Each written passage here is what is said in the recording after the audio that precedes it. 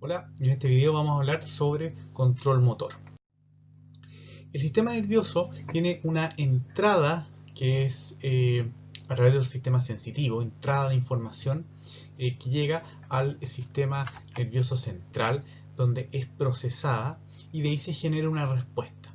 Esta respuesta tiene efectores que son viscerales y efectores somáticos, que es básicamente el músculo esquelético. Una forma bastante simplificada de entender el sistema nervioso es pensar en un sistema compuesto por, primero, una corteza motora, ¿no es cierto?, que activa a una primera motoneurona que decusa a nivel troncoencefálico y que luego hace sinapsis con una segunda motoneurona que es la que va a ir a activar al músculo. Pero obviamente las cosas son bastante más complicadas que eso. Esta vía compuesta por dos neuronas, ¿no es cierto?, esta que va desde la corteza baja, decusa a nivel de tronco y llega a nivel segmentario medular y ahí sinapta con una segunda motoneurona que activa el músculo, que es la versión más simple que vemos, no es para nada la más común en los sistemas descendentes. De hecho, es bastante rara y es la que participa en los movimientos finos de las manos. La mayoría de los estudios que tenemos son en primates. Y ahí, claro, se ve que esta vía es muy pequeña. Probablemente es más grande en el ser humano porque tenemos mucha más actividad que realizamos con las manos. Entonces, aquí tendríamos esta vía que parte desde la corteza motora, ¿no es cierto?, decusa a nivel de troncoencéfalo, baja hasta la primera motoneurona. Ahí activa una segunda motoneurona que va a ir a activar al efector que es el músculo. Entonces, eso es como la visión clásica del sistema descendente.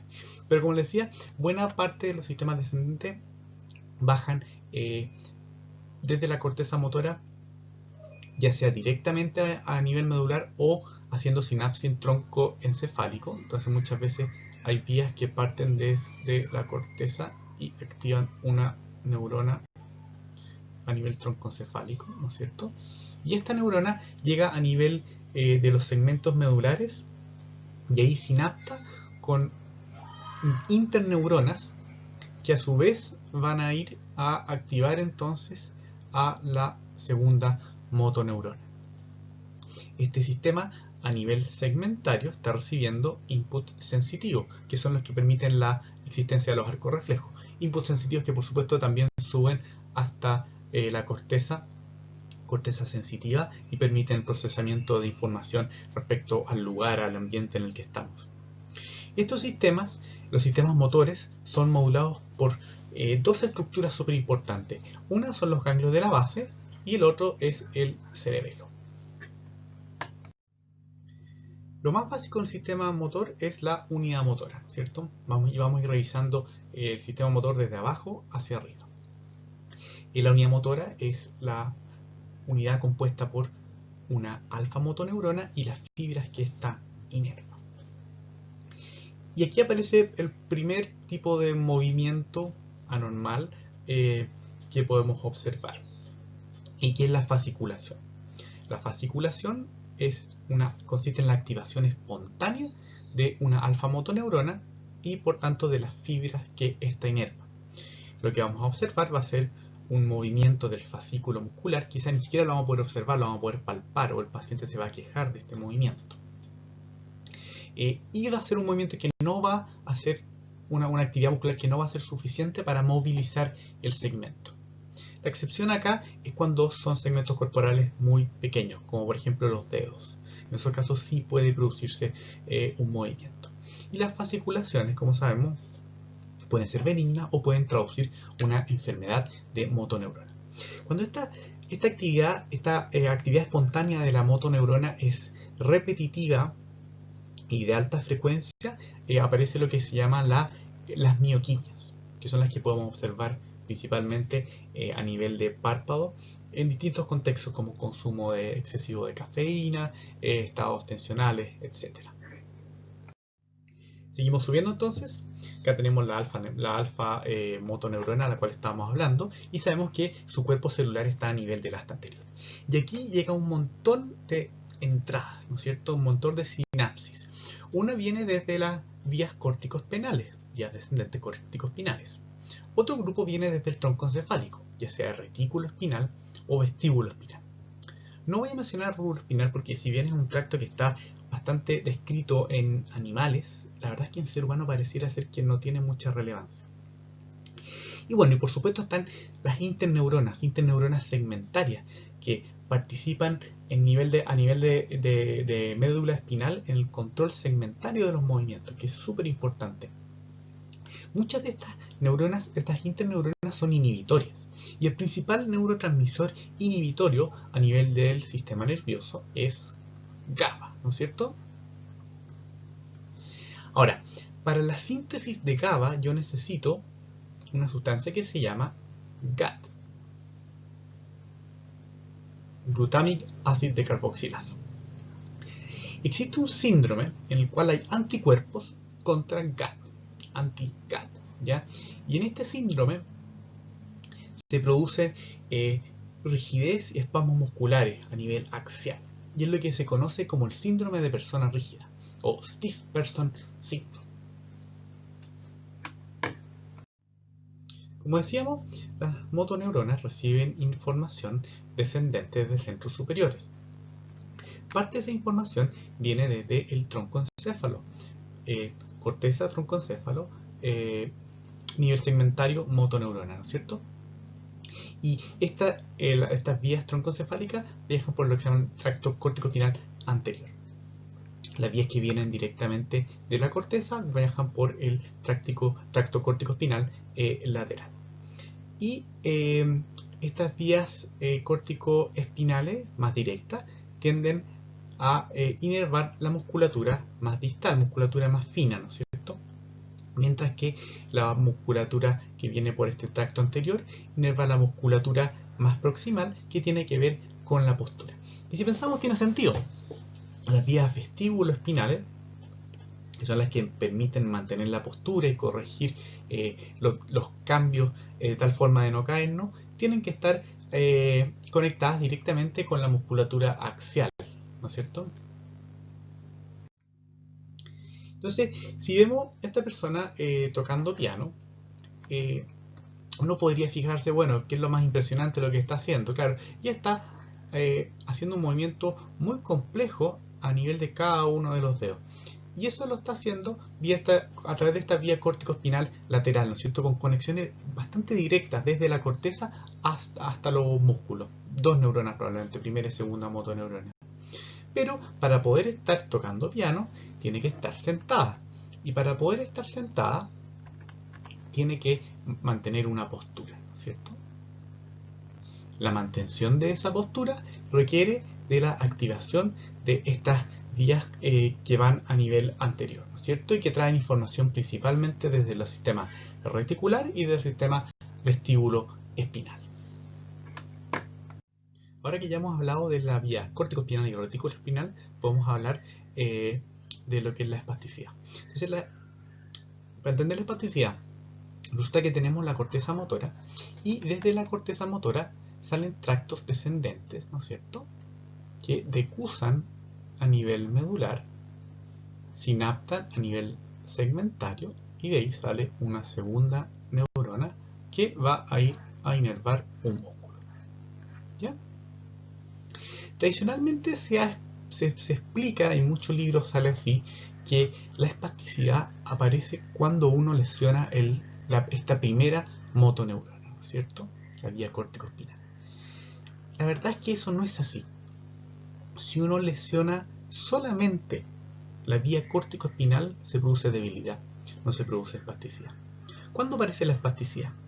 Aparece espasticidad cuando lesionamos la vía córtico-retículo espinal, parte de la cual decusa y parte de la cual no decusa, ¿no es cierto? Entonces, a nivel reticular, es decir, a este nivel, donde están los núcleos reticulares, hay vías descendentes que son inhibitorias. Entonces, si yo interrumpo esta vía, se produce una falta de inhibición a nivel segmentario. Ahora, para efectos prácticos, Si ustedes piensan dónde vemos espasticidad, dónde es más común ver espasticidad, en accidentes cerebrovasculares, ¿no es cierto? A nivel general, que es una patología súper frecuente. Y cuando ocurre eso en general, se produce una lesión de los dos tractos, ¿ya? Y de hecho es bastante raro tener una lesión exclusivamente de la vía córtico-espinal. Y por eso en general lo que vemos es espasticidad. Pero es bueno tener claro que la espasticidad tiene que ver con la falla de las vías reticuloespinales y no córtico-espinales. La formación reticular tiene varios núcleos y me voy a referir a uno en particular que de nuevo tiene que ver con trastornos del movimiento y es el núcleo caudal pontino, ¿ya? Y la razón por la cual me refiero a este núcleo es porque este es el núcleo responsable de la reacción de sobresalto o start. Entonces, cuando se activa este núcleo y se genera la respuesta de sobresalto, tenemos la activación de una secuencia de músculos en forma rostro-caudal, que parte desde esternocleidomastoideo y sube por pares craneanos arriba hasta llegar al orbicularis oculi y baja activando musculatura proximal y musculatura distal. El reflejo de sobresalto es un reflejo que obviamente es un reflejo fisiológico, así que es normal, pero bajo ciertas circunstancias este reflejo se exacerba y no se habitúa, ¿no es cierto? O sea, si ustedes por ejemplo oyen un ruido, van a tener un sobresalto, ¿no es cierto? Ahora si ese ruido se repite inmediatamente, ustedes van a saltar quizá un poco menos y a la tercera no van a saltar, ¿no es cierto? Personas que tienen hiperactivado este circuito tienden a mantener esa reacción independiente de cuántas veces yo aplique el mismo estímulo. Un ejemplo de eso es lo que se llama la hiperplexia. Retomando entonces, tenemos estos sistemas descendentes, ¿no es cierto?, que se originan ya sea de la corteza motora, motora suplementaria o premotora, que se conectan con centros troncoencefálicos, sistema reticular. También de aquí salen vías que son autónomas con las vías vestíbulo-espinales. Forman tractos bastante grandes que bajan a través de la médula y van a hacer sinapsis en circuitos locales que a su vez van a activar la segunda motoneurona. Tenemos también vías que van directamente de la corteza a la motoneurona y tenemos un montón de interneuronas a nivel de cada segmento medular que que participan en la coordinación del movimiento y activan el último efector, que es el músculo. Y ahora vamos a hablar de estas estructuras de acá, que son ganglio de la base y cerebelo, que son las que van a permitir modular la cantidad y la calidad del movimiento. Una cosa interesante en relación al control motor que ejercen cerebelo y ganglio de la base es que existe cierto paralelismo. Vemos que en el caso de los ganglios de la base tenemos que la corteza motora principalmente, se conecta con los ganglios de la base. De los ganglios de la base salen vías hacia el tálamo y el tálamo de vuelta a la corteza. En el caso del cerebelo también tenemos vías que van desde la corteza al cerebelo a través a través del puente, ¿no es cierto? Son vías que descienden hasta el puente, hacen sinapsis y de ahí salen por los pedúnculos cerebelosos medios y llegan finalmente a la corteza cerebelosa. Y desde la corteza salen vías a través de los pedúnculos cerebelosos superiores que sinaptan en el tálamo y del tálamo vuelven a la corteza. Entonces, de cierta forma, ganglio de la base y cerebelo hacen este mismo loop de corteza, estas estructuras controladoras, tálamo y de vuelta a la corteza.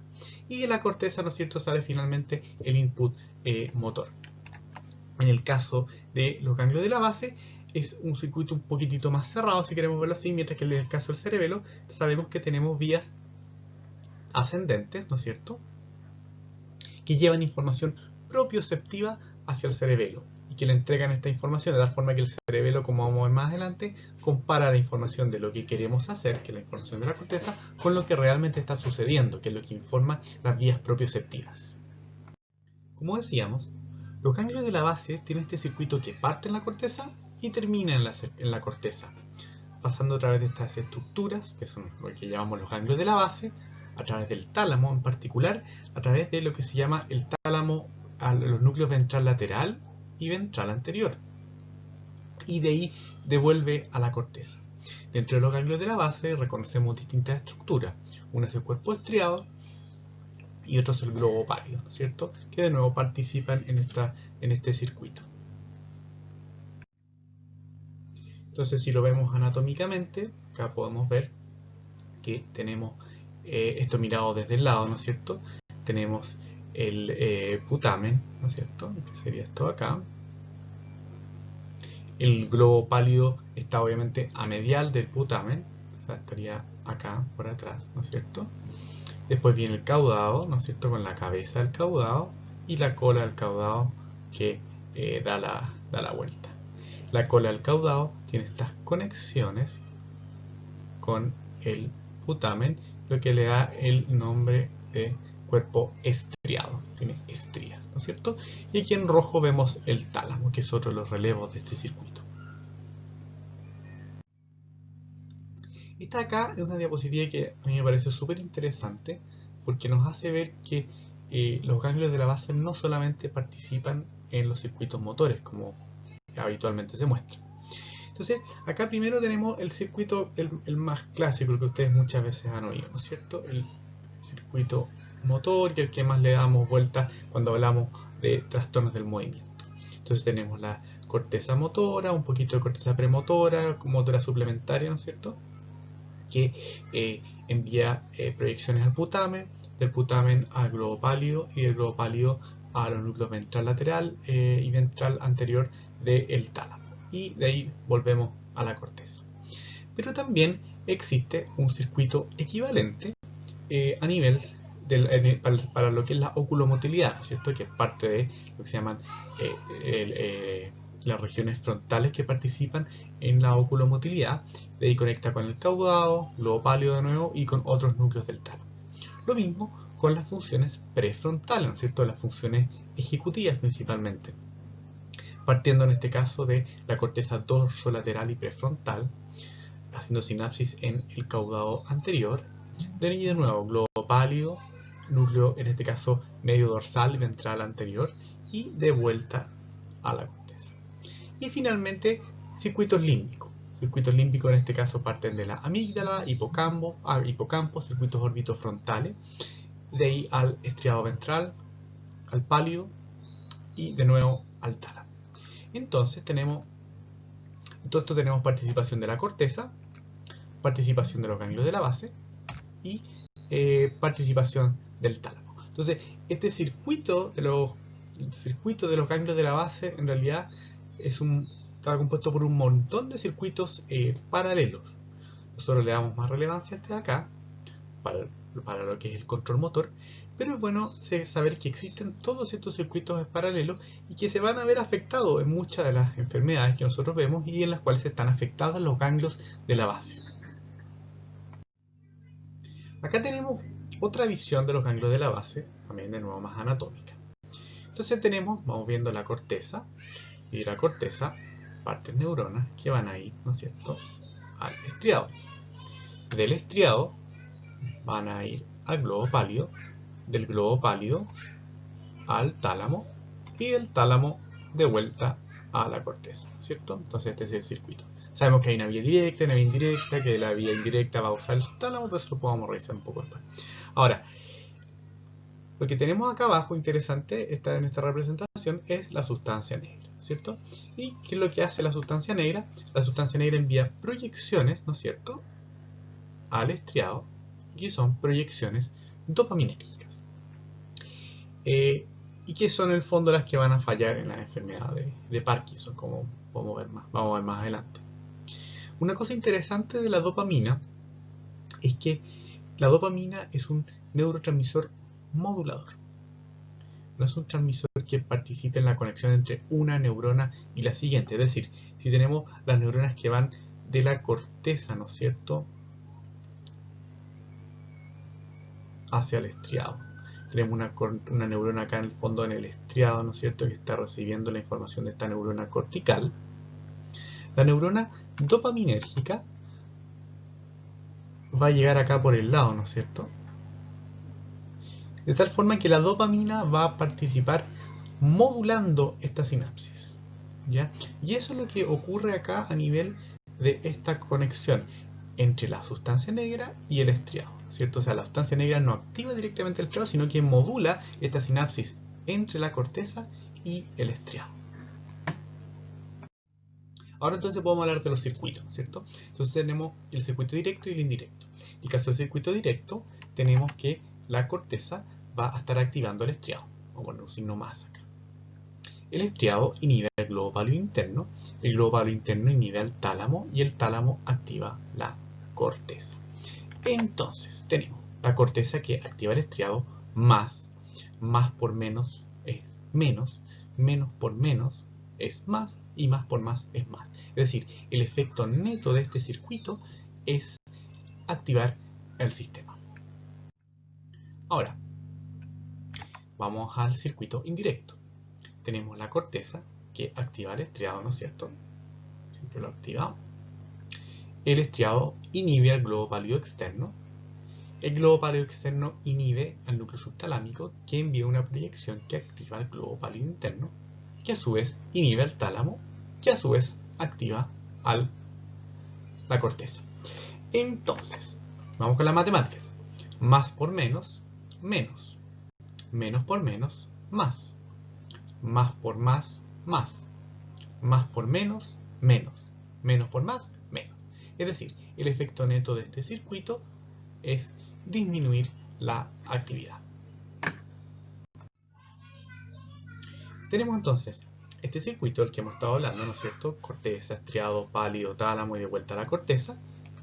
Y este circuito está modulado por la actividad de neuronas dopaminérgicas que vienen desde la sustancia negra.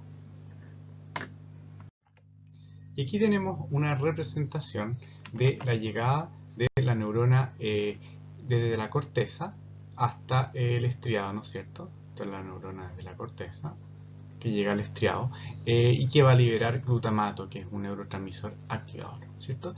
Y por acá por el lado, viene la neurona dopaminérgica que va a tener su efecto modulatorio. Ahora, el efecto de la dopamina depende en última instancia de los receptores que está activando. Y los receptores, hay varios receptores de dopamina que se agrupan en dos grupos, los D1 y los D2.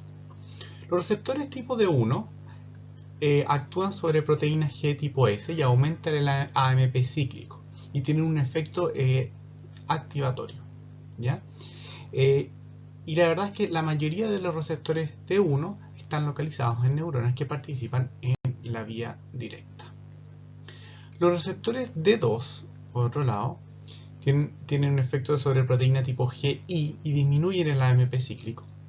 Y estos receptores están principalmente ubicados a nivel de la vía indirecta y tienen un efecto inhibitorio, ¿cierto? Entonces, el efecto neto de la dopamina es aumentar la actividad de la vía directa, por lo tanto, de cierta forma, aumentar la cantidad de movimiento. Esto nos permite entender, por lo tanto, qué es lo que pasa si estas neuronas que van desde la sustancia negra hasta el estriado comienzan a morir, que es lo que ocurre en el Parkinson, ¿cierto? Comienzan a morir, llega menos dopamina y el efecto neto es que la vía indirecta empieza a predominar sobre la vía directa, que está un poco la explicación de la bradiquinesia, ¿no es cierto? Que es la que aparece en el Parkinson. La vía directa y la vía indirecta podría entenderse como una forma de realizar o no realizar movimiento, pero la verdad es que ambas vías están funcionando en forma simultánea y se cree que funcionan con un sistema de centro inhibición, parecido al que existe en el sistema sensitivo. Vamos a explicarlo un poco. Tendríamos entonces un centro, esto sería una región, ¿no es cierto?, que corresponde a las neuronas que permiten activar, en este caso, musculatura agonista del movimiento que vamos a hacer, y una periferia que corresponde a grupos neuronales que van a activar la musculatura antagonista del movimiento que quiero realizar, ¿ya? Y la vía directa favorecería la activación de la musculatura agonista y la vía indirecta la inhibición de la musculatura antagonista. Es decir, para realizar un movimiento en forma fluida y precisa necesito la activación de la vía directa y de la vía indirecta. Menciono esto porque existe la teoría de que la fisiopatología de la distonía estaría relacionada con un problema a este nivel. Es decir, existiría una falla en el ordenamiento de la activación e inhibición de músculos que tiene que ocurrir para que ocurra un movimiento. Y lo que observamos de hecho en la distonía es que hay contracción simultánea de musculatura agonista y antagonista. Vamos a hablar ahora del cerebelo, que es esta estructura enorme ubicada a nivel de fosa posterior. El cerebelo recibe información de múltiples lugares, entre ellos de la médula espinal, a través de la vía espinocerebelosa inferior, ¿no es cierto?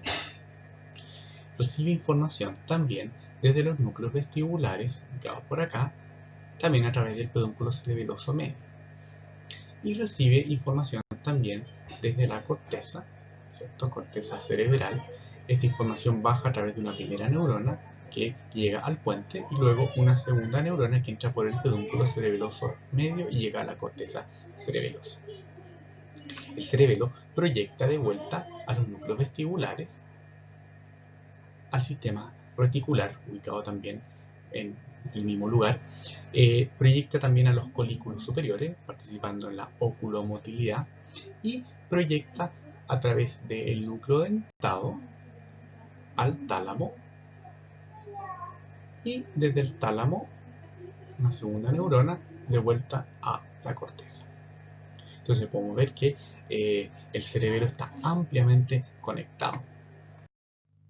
Una forma de entender el cerebelo es dividirlo en módulos. Uno de los módulos es el módulo vestíbulo cerebeloso. Este módulo recibe información desde los núcleos vestibulares, que como sabemos tienen información respecto a la posición y aceleración de la cabeza. Y aquí hay una conexión que es bidireccional en realidad, información que va desde los núcleos vestibulares hacia la corteza, ¿no es cierto? Y de la corteza cerebelosa de vuelta hacia los núcleos vestibulares.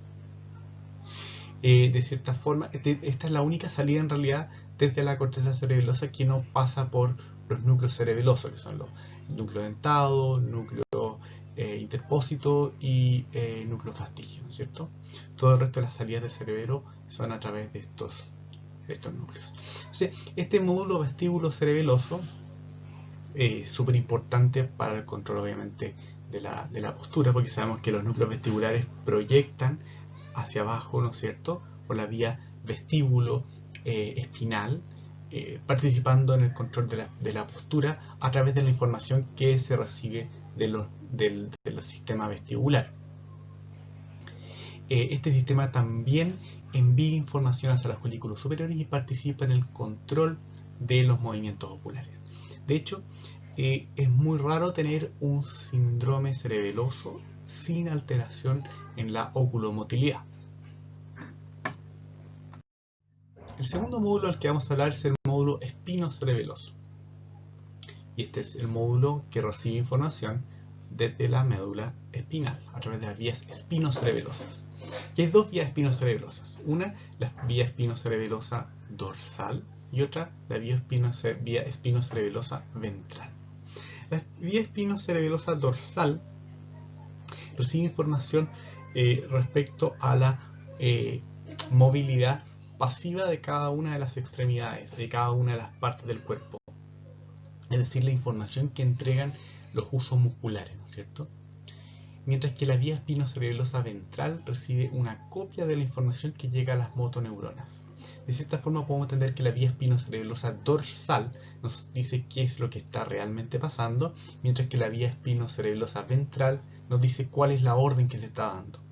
Si uno compara qué es lo que está pasando con cuál es la orden que se está dando, la diferencia entre las dos cosas es el error, ¿cierto? Y aquí a nivel del vermis es donde se computa este error y se procesa y se genera una respuesta que permite corregir este error. Esta respuesta se dirige hacia los núcleos vestibulares y de ahí a vías vestibuloespinales, y hacia núcleos reticulares y de ahí a vías reticuloespinales. La vía vestibuloespinal y reticuloespinal participan en el control de la musculatura axial, ¿no es cierto? Entonces, finalmente, lo que permite este módulo es corrección de errores de inestabilidades, ¿no es cierto?, a través del control de la musculatura axial. Ahora, este módulo también participa en el control de la musculatura un poco más fina, ¿no es cierto? Y esa información, la información que llega respecto a la musculatura más fina, como por ejemplo los movimientos de los dedos, llega finalmente también al núcleo interpósito y de ahí va al tálamo, corteza, y de la corteza a la vía córtico-espinal. Y ahí se hace la corrección, ¿no es cierto? Y la vía córtico-espinal, como sabemos, participa en el control de la musculatura distal, ¿no es cierto? Y de esa forma, este módulo espinocerebeloso también participa en el control de musculatura un poco más fina. Finalmente, el módulo cerebro-cerebeloso, que como dice el nombre es la conexión entre el cerebro y el cerebelo. Aquí tenemos vías que vienen desde la corteza, bajan a través del puente van a la corteza del cerebelo salen hacia los núcleos dentados y desde los núcleos dentados al tálamo y del tálamo de vuelta a la corteza, ¿cierto? Entonces tenemos todo este circuito. Este circuito participa en la programación de movimientos un poco más finos, participa en es súper importante a la hora de concebir lo que es la temporalidad de los movimientos, es decir, decidir cuál es el orden en el cual se van a activar los distintos músculos, y permite también la realización de movimientos repetitivos y alternantes. Habiendo conocido las funciones del cerebelo, podemos entender ahora un poco mejor qué es lo que pasa en la ataxia, que es cuando falla el cerebelo. El síndrome atáxico corresponde a este síndrome que incluye una inestabilidad en la marcha, ¿cierto? Si recordamos bien, la marcha y la postura dependen de la activación, de la correcta activación de estas vías retículo y vestibuloespinales, que son controladas en parte desde el cerebelo. Hay dismetría, o sea, un error en el fondo en el cálculo de los movimientos. Y veíamos también que el cerebelo participa entonces en la corrección de los errores que ocurren cuando estamos realizando un movimiento. Hay alteraciones en la oculomotilidad. Hay también temblor. El temblor en el cerebelo, el temblor clásico del cerebelo es lo que se llama el temblor intencional, que es un temblor que ocurre al final de realizar un movimiento. Pero la verdad es que el cerebelo participa prácticamente en todos los temblores. Tenemos bastante claro que participa en el temblor esencial a través de una reverberancia del circuito cerebelo-tálamo-cortical. En el caso del Parkinson, pareciera ser que este circuito cerebelo-tálamo-cortical también tiene un rol. Hay una teoría que se llama la teoría de Timer Switch, ¿ya? Que dice que el globo pálido es el que determina el inicio del temblor de reposo en el Parkinson, ¿cierto? Por eso acá está ejemplificado con un interruptor como on-off.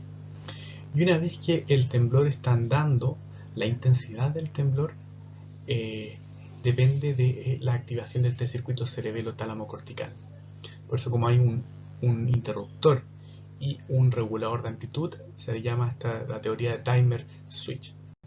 El cerebelo, a través de su conexión con la lígula, también está relacionado con el temblor palatino, ¿no es cierto? Entonces, pareciera ser que cuando tenemos estas actividades oscilatorias repetidas, en general el cerebelo está involucrado de alguna u otra forma. Llegamos entonces a la corteza. En la corteza tenemos lo que se llama la región motora, que es lo que se ve acá en verde. Tenemos la región premotora y la región motora suplementaria. Desde estas regiones es donde se producen las órdenes que ya van a ir, ya sea vía córtico-espinal o córtico-retículo-espinal, a activar a nivel de la médula las segundas motoneuronas que finalmente van a dar origen al movimiento. A nivel de esta región existen ciertos trastornos del movimiento que pueden ocurrir. Uno de ellos ocurre cuando a nivel cortical hay hiperexcitabilidad. En ese contexto puede haber lo que se llama una depolarización paroxística, que es un cambio brusco en la polaridad de algún grupo de neuronas. Y eso se va a traducir en un movimiento muy rápido, un movimiento muy brusco, en general de menos de 50 milisegundos de duración. Y eso es lo que llamamos mioclonía de origen cortical, porque hay mioclonías de otros orígenes.